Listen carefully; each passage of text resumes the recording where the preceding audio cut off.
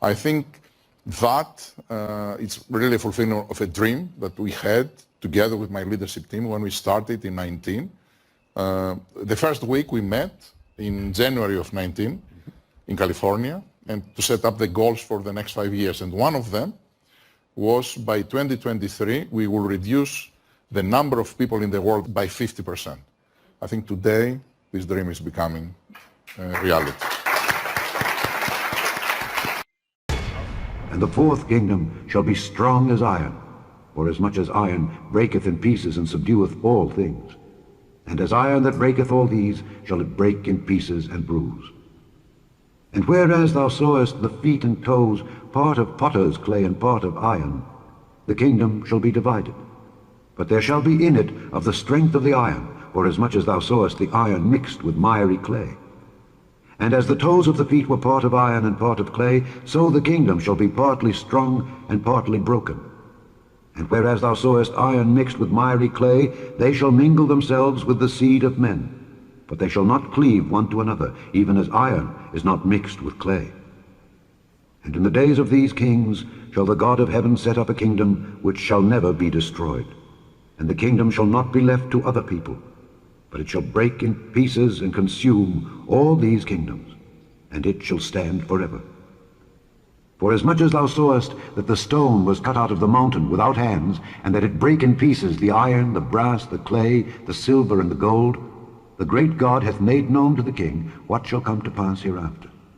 And the dream is certain, and the interpretation thereof sure. With all the current issues on our agenda, we tend to forget that we are in the midst of the fourth industrial revolution, which accelerates global change in much more comprehensive and faster ways than the previous three revolutions. And you see, the difference of this fourth industrial revolution is it doesn't change what you are doing, it changes you. If you take genetic editing, right. Just as an example, it's you who are changed. Yeah. And of course this has a big impact on your identity. We need to realize that humans are now hackable animals. You can hack them. A good two-way communication system, direct communication system, between brains and computers, this is kind of the watershed moment. I mean, once you have a good two-way, nobody has any idea what happens after that. No, I think maybe in a couple of decades when people look back, the thing they will remember from the COVID crisis is this is the moment when everything went digital. And if this was the moment when everything became monitored. That we agreed to be surveyed all the time, not just in authoritarian regimes, but even in democracies. And maybe most importantly at all, this was the moment when surveillance started going under the skin.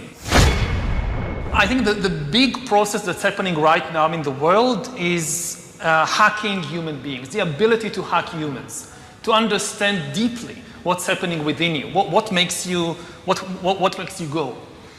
And for that, the most important data is not what you read and who you meet and what you buy, it's what's happening inside your body. So we had these two big revolutions, the computer science revolution, or the infotech revolution, and the revolution in the biological sciences. And they are still separate, but they are about to merge. History is truly at a turning point. We do not yet know the full extent and the systemic and structural changes which will happen. However, we do know that global energy systems, food systems and supply chains will be deeply affected. But the fourth industrial revolution is actually changing ourselves. It's changing not only what we are doing, it's changing who we are. What the fourth industrial revolution will lead to is a fusion of our physical, our digital, and our biological identities. And he shall speak great words against the Most High, and shall wear out the saints of the Most High, and think to change times and laws. And they shall be given into his hand until a time and times and the dividing of time. But the judgment shall sit, and they shall take away his dominion, to consume and to destroy it unto the end. After thousands of years, during which humans were the rulers of the world, authority and power will shift away from humans to computers, and most humans will become economically useless and politically powerless. Already today, we are beginning to see the creation of a new class of humans, the useless class. What does a world look like when it is dominated by super intelligent but non-conscious algorithms? Sapiens, and it's written by Professor Yuval Noah Harari. And I found the book because it was recommended on a book list by Bill Gates and later Barack Obama as one of the most influential books that both of them had read within the last 10 years. So if it was good enough for them, I had to check it out, and it absolutely blew my mind. We are in the process of acquiring divine abilities, of turning ourselves into gods. And I mean this in the most literal sense possible. It's not a metaphor. I really sincerely believe you're helping our group get focused on what are the possibilities of the future and some things that we ought to be thinking about. If you think about the abilities of gods according to various mythologies, we are now acquiring these abilities through ourselves. Like in the Bible, God is the creator. His chief power is to create. He creates animals and plants and humans according to his wishes. Now we are gaining this power to create life, just like God, and in a way we even go beyond the biblical God. Because even if you believe the Bible, the only thing God managed to create are organic beings. All these trees and giraffes and humans, they are just organic. But we are now trying to create inorganic entities, inorganic life forms, cyborgs, artificial intelligence, and so forth. If we succeed, and there is a very chance we will, then very soon we will be beyond the God of the Bible.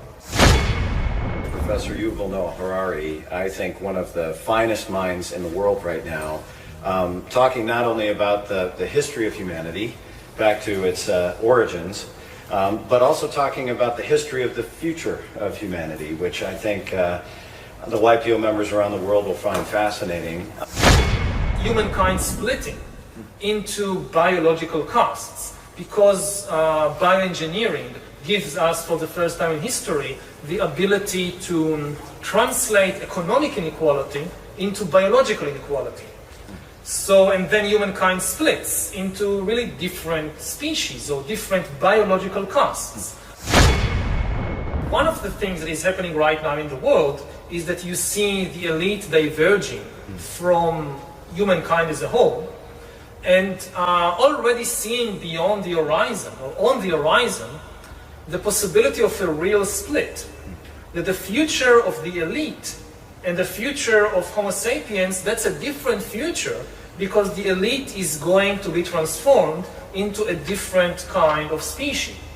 So one key question is, who are we? And are we serving the interests of humankind as a whole, or are we serving the interest of a potentially new species emerging out of Homo sapiens? The basic logic of medicine has changed. If traditionally medicine is about healing, now medicine is increasingly about upgrading. It's not that there is kind of a human norm and we try to bring everybody to the norm. It's just the opposite. Yes, there is a human norm, but we try to bring at least some people above the norm, to give them they can anything from running faster to having better memories to having better emotional balance, more creativity. Basically name a human ability, and there is some scientist somewhere who is working on how to improve it. Discrimination is likely to be individual. The algorithm didn't hire you for the job because it's you. There is something about you, just you, that the algorithm doesn't like. And you see, the difference of this forced industrial revolution is it doesn't change what you are doing. It changes you. If you take genetic editing, right. Just as an example, it's you who are changed. Yeah. And of course, this has a big impact on your identity. Yeah. And offers certain kinds of possibilities that have to be careful about. You know, when you began to do that kind of gene editing, some people worry that you are changing what it means to be human. That's the problem. And of course, the new industrial revolution offers us many opportunities, but it raises manifold questions on the ethical, but even legal implications. And we have to be prepared for it. And that's what we want to do in Davos next year. And the fourth kingdom shall be strong as iron, for as much as iron breaketh in pieces and subdueth all things. And as iron that breaketh all these, shall it break in pieces and bruise. And whereas thou sawest the feet and toes, part of potter's clay and part of iron, the kingdom shall be divided. But there shall be in it of the strength of the iron, for as much as thou sawest the iron mixed with miry clay. And as the toes of the feet were part of iron and part of clay, so the kingdom shall be partly strong and partly broken. And whereas thou sawest iron mixed with miry clay, they shall mingle themselves with the seed of men. But they shall not cleave one to another, even as iron is not mixed with clay. And in the days of these kings shall the God of heaven set up a kingdom which shall never be destroyed. And the kingdom shall not be left to other people, but it shall break in pieces and consume all these kingdoms, and it shall stand forever. For as much as thou sawest that the stone was cut out of the mountain without hands, and that it brake in pieces the iron, the brass, the clay, the silver, and the gold, the great God hath made known to the king what shall come to pass hereafter. And the dream is certain, and the interpretation thereof sure. And the beast which I saw was like unto a leopard, and his feet were as the feet of a bear, and his mouth as the mouth of a lion. And the dragon gave him his power, and his seat, and great authority. And he caused all, both small and great, rich and poor, free and bond, to receive a mark in their right hand or in their foreheads, and that no man might buy or sell save he that had the mark or the name of the beast or the number of his name. Here is wisdom. Let him that hath understanding count the number of the beast, for it is the number of a man, and his number is 666. Trending today at 6:23, a British company has an idea that would let you ditch your wallet or purse and still be able to pay for things. But as you can imagine, not everyone's on board with this one. And here's why. They're selling microchips to implant under your skin. The company Walletmore says the $300 chip is the size of a grain of rice. You'd most likely have it implanted in your hand, and once it's activated, you can use it at a checkout by just swiping your hand over the card reader. I would love this because I never know where my debit card is. It's usually in one of their wallets. So if I could put it right in my hand, I'd be happy about it. Oh man, I'm surprised with that. But hey, more Sunrise ahead at 6:30. Thousands already have microchip implants that they use in their daily lives, waving their hand to gain entrance to the gym, confirm their ID, or make payments. This event is an implant party, simply where ordinary people can show up and get a microchip embedded under their skin. I think it's really cool. You don't have to carry any keys or anything. And the voice of harpers and musicians, and of pipers and trumpeters shall be heard no more at all in thee. And no craftsman, of whatsoever craft he be, shall be found any more in thee. And the sound of a millstone shall be heard no more at all in thee. And the light of a candle shall shine no more at all in thee. And the voice of the bridegroom and of the bride shall be heard no more at all in thee. For thy merchants were the great men of the earth, for by thy sorceries were all nations deceived.